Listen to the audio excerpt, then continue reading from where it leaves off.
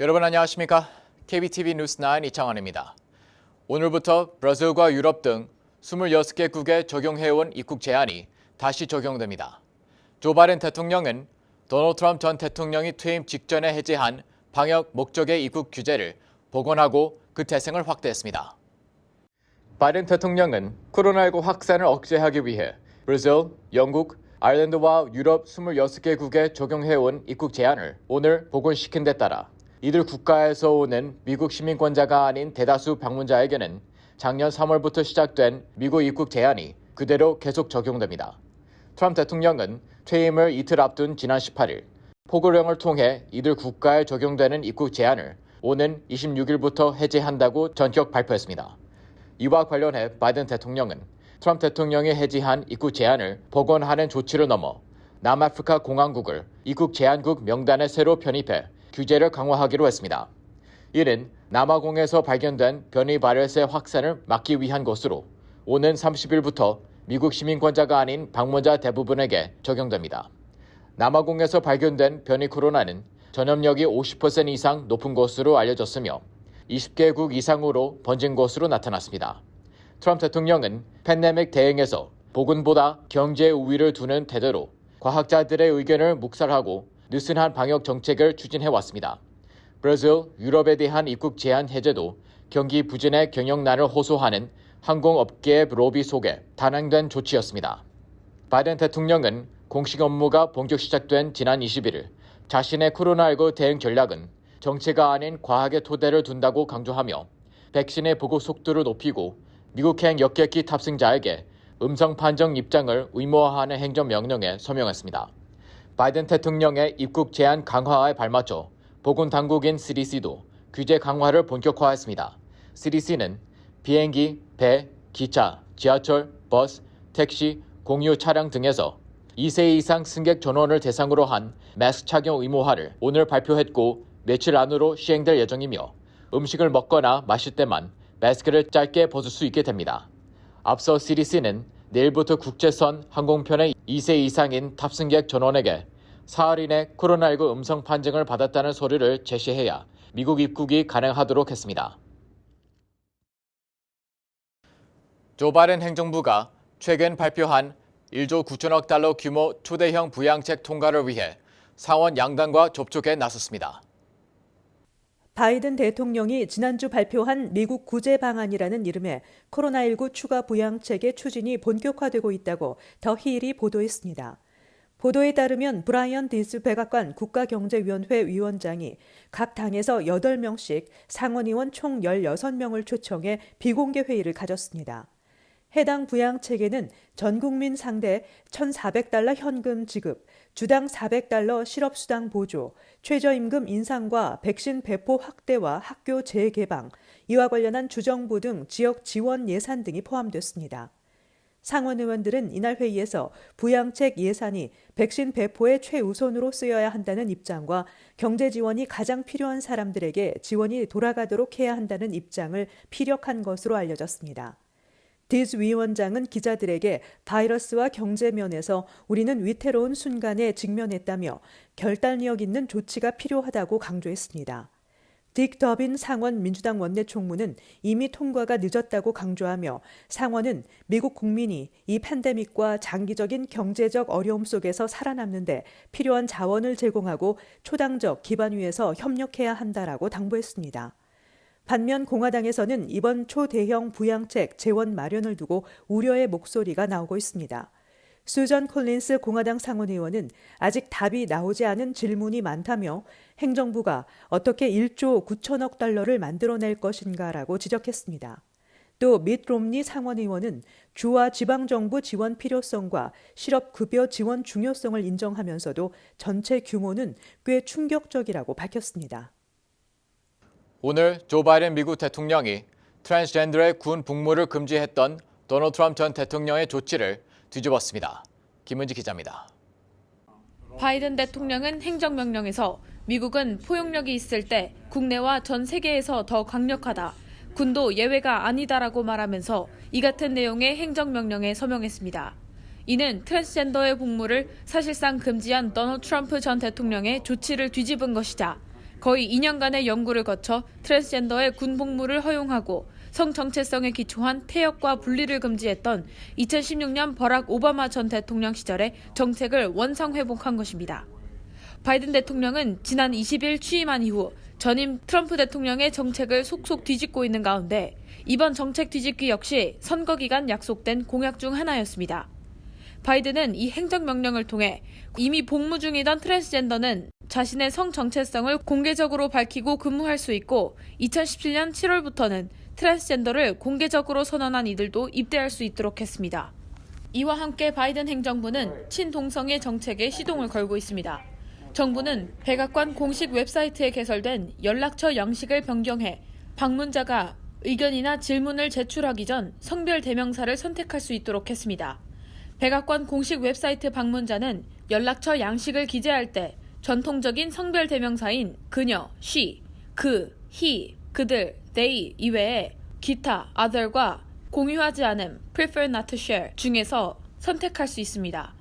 또 Mr., Miss, Mrs.와 같은 표현을 기재하는 드롭다운 메뉴에는 성별 중립 선택지인 MX가 포함된다고 CP는 전했습니다.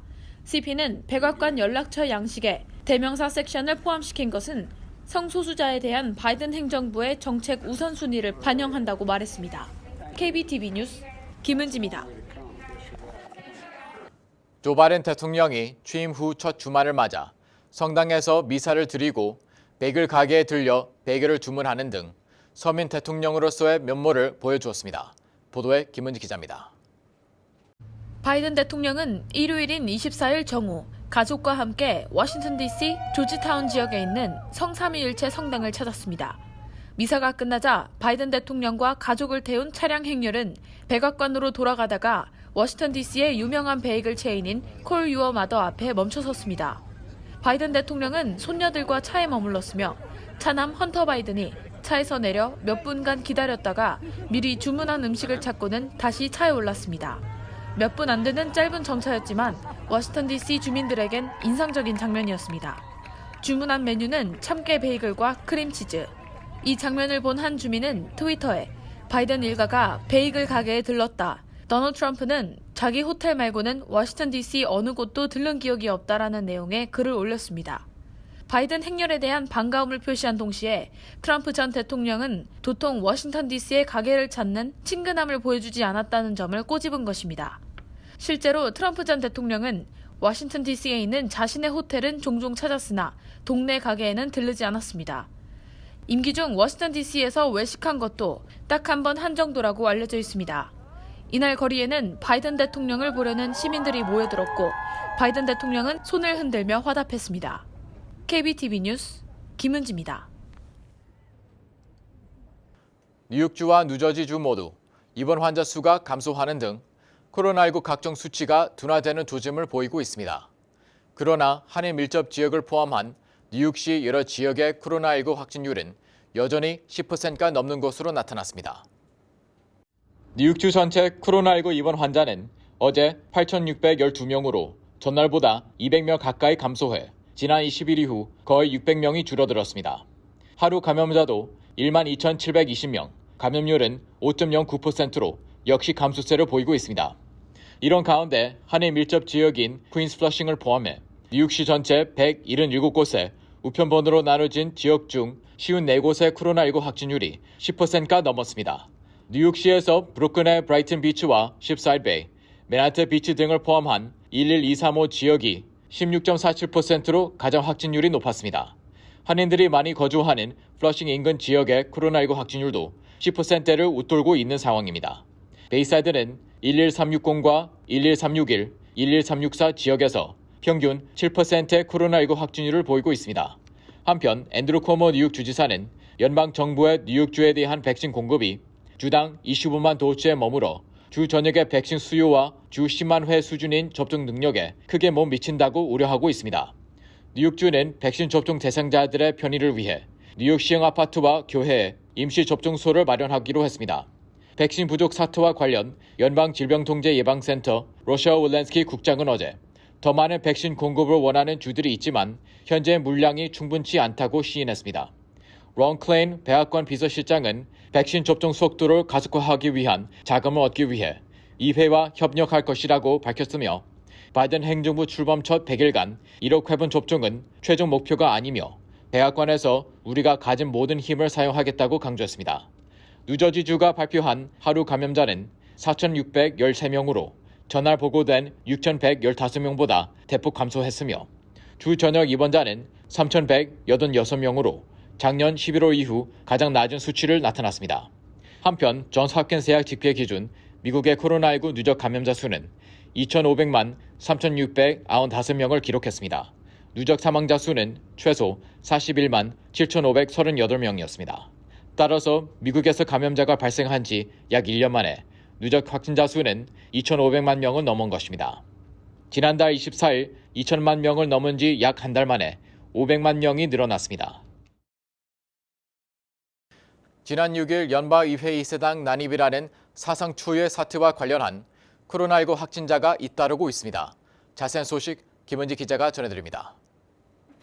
워싱턴 포스트에 따르면 의회 난입 사태 이후 의사당 경찰 직원 38명이 양성 확진을 받았다고 경찰 노조의회 지부장이 밝혔습니다. 의회에는 약 1,400명의 경찰이 일하고 있으며 난입 사태 때는 800여 명이 동원된 것으로 알려졌습니다.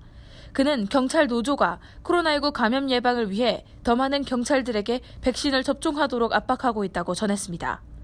지난 6일 의회에는 트럼프 전 대통령을 지지하는 시위대들이 마스크를 착용하지 않은 채 난입하는 사태가 벌어졌습니다. 의회 주변에 배치된 워싱턴 DC 주방위군의 확진자도 증가하고 있습니다.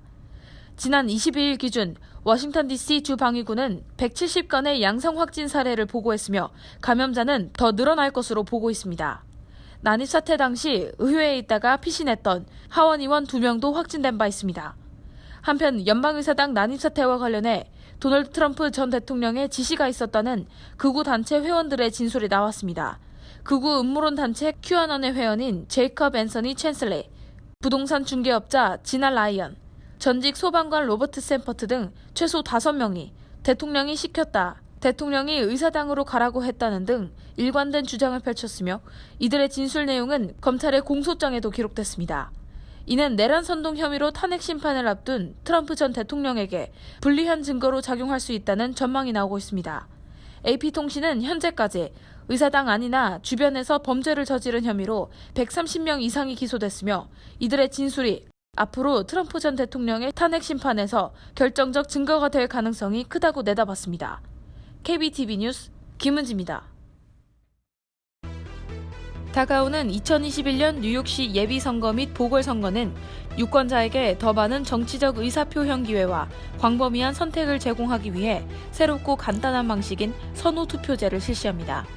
선호투표제는 유권자에게 선호하는 후보들의 순위를 매기는 권한을 부여하는 방식으로 1순위 최우선 선택 후보 외에도 2순위, 3순위, 4, 5순위 선호 후보까지 추가로 선택합니다. 물론 기존대로 여전히 한 명의 후보에게만 투표할 수도 있습니다. 뉴욕시는 순위를 매겨도 최우선으로 선택한 후보에게 타격이 가지 않는다고 밝혔습니다. 또 당선자 결정은 먼저 1순위 선택 투표를 집계하면서 시작이 되고 한 후보가 과반수 이상의 일정 비율을 득표하면 승리하게 되는 것입니다. 여기서 당선자가 가려지지 않으면 그 다음 순위를 고려하며 각 라운드에서 가장 적게 득표한 후보를 탈락시키는 시스템입니다. 이번 뉴욕시 예비선거 및 보궐선거에서는 시장, 감사원장, 보로장, 시의원 등의 선출직 공직자들을 선출하게 되며 다가오는 보궐선거일은 오는 2월 2일 퀸즈 시의회 24지역구 대상이며 해당 선거의 조기 투표 기간은 1월 23일부터 31일까지입니다. 이외에도 유권자 등록 상태, 선거일 투표소, 투표 안내 동영상 등 자세한 투표 정보는 vote.nyc 또는 rankthevote.nyc.org를 방문해 확인할 수 있습니다. 음식 애호가들에게 많은 사랑을 받고 있는 행사인 퀸즈 국제야시장이 뉴욕 과학관 앞 플러싱 매도우 코로나 공원에서 오는 4월 개장합니다.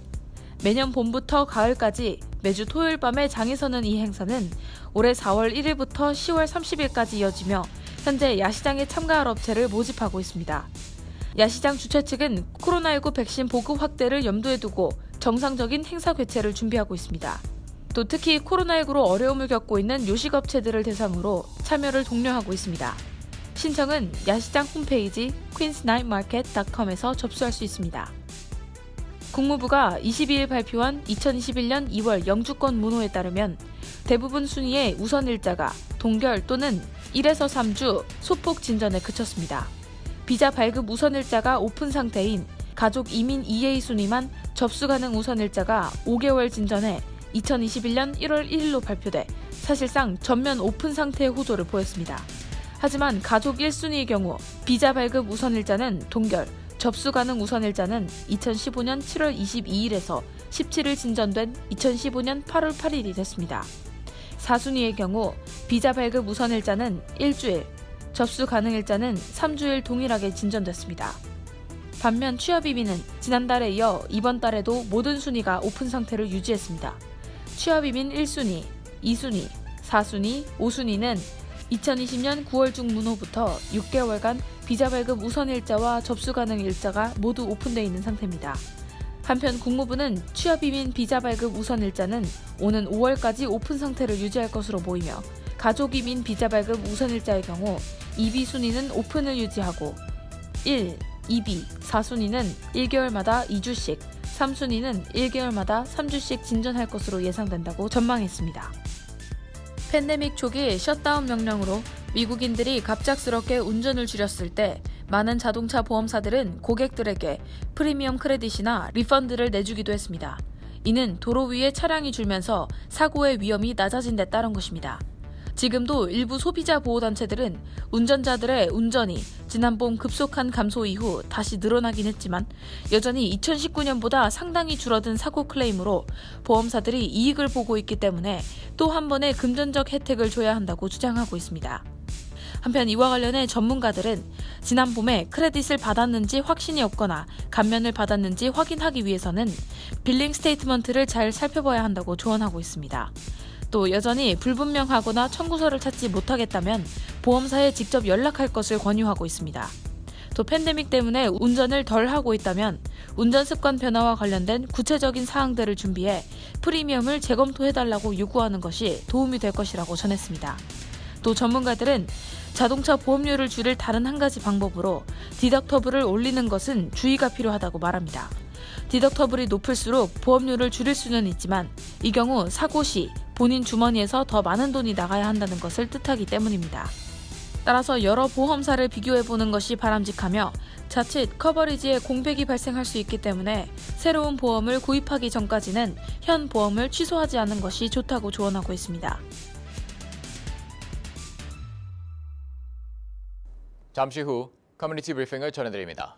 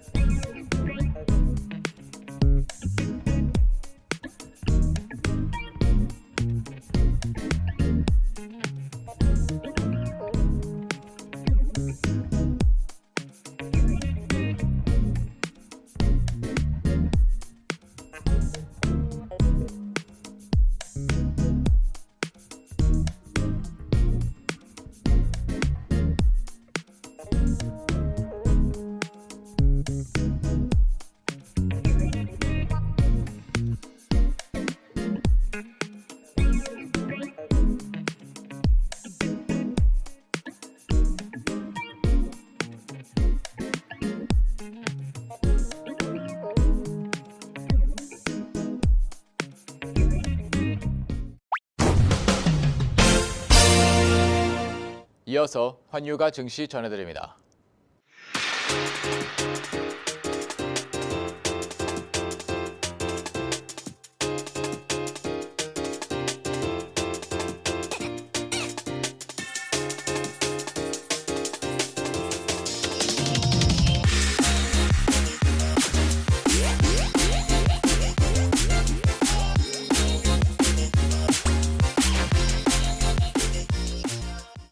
잠시 후 뉴욕과 뉴저지 날씨 전해드립니다.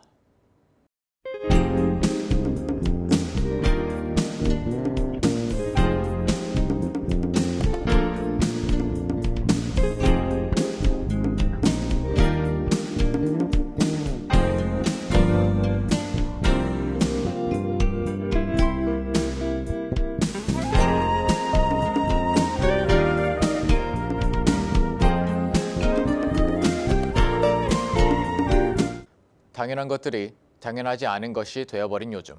우리는 코로나를 비롯해 보이지 않은 많은 것들과 싸우고 있습니다. 심지어 끝도 보이지 않습니다. 하지만 코로나만큼 전염력이 강한 것이 하나 더 있는데요. 바로 웃음입니다. 웃음은 마스크를 써도 눈을 통해, 소리를 통해 볼 수 있습니다. 정신건강뿐만 아니라 신체 건강에도 좋은 웃기도 방역 규칙만큼 잊지 않으셨으면 좋겠습니다. KBTV 뉴스 9 마칩니다. 편안한 밤 보내시기 바랍니다.